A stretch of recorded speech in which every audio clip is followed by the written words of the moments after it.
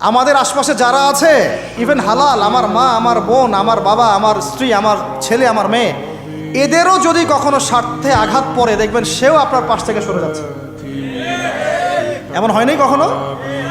আপনার বন্ধু, আপনার ব্যবসার পার্টনার, আপনার বস, আপনার কলিগ, ওদের স্বার্থে আঘাত হলে ওরাও সরে যাচ্ছে পাশ থেকে, জিগরি দোষ সরে গেল পাশ থেকে, হয় না এমন? ভালোবাসা দুই প্রকার। বলেন কয় প্রকার? আমার সাথে বলেন, এখানে শেষ করে দিব 10টা মিনিট। ভালোবাসা কয় প্রকার? একটা হচ্ছে নিঃস্বার্থ ভালোবাসা। কি স্বার্থ? কোনো স্বার্থ নাই, নিঃস্বার্থভাবে ভালোবাসা। একটা হচ্ছে কোনো না কোনো স্বার্থ জড়িত আছে এমন ভালোবাসা। আপনার স্ত্রীর চাহিদাও যদি আপনি পূরণ করতে ব্যর্থ হন, দেখবেন স্ত্রীর সাথে আপনার গন্ডগোল লেগে যাচ্ছে, যদিও সে হালাল বৈধ। তাই না? এমন হয় না অনেক সময়? আমি তো অনেক দিন বলেছি, অনেক দিন আগেও বলেছি, 5 বছর 6 বছর আগে, যে মানুষ আসলেই মানুষের অবস্থানকে মূল্যায়ন করে, ভিতর থেকে মানুষকে শুধু মূল্যায়ন করে আল্লাহ রাব্বুল আলামিন। না হলে কি হতো? এই যে এত অন্যায় আমরা করেছি, আল্লাহ পাক কি আমাদেরকে ছেড়ে দিয়েছেন, ফেলে দিয়েছেন, গজবে ধ্বংস করে দিয়েছেন? এই যে আল্লাহ পাক যে আমাদেরকে মহব্বত করেন, ভালোবাসেন, তার প্রমাণ এগুলো। আল্লাহ পাক চান যে আমরা যেন ফিরে আসি। আল্লাহ পাক বলছেন, সারা দুনিয়ার সমান গুনাহও যদি সে করে ফেলে, আসমানের সমানও গুনাহ করে ফেলে, খালি তওবা করে ফিরে আল্লাহকে বলবে, আস্তাগফিরুল্লাহাল্লাযী লা ইলাহা ইল্লা হুয়াল হাইয়ুল কাইয়্যুম ওয়া আতুবু ইলাইহি।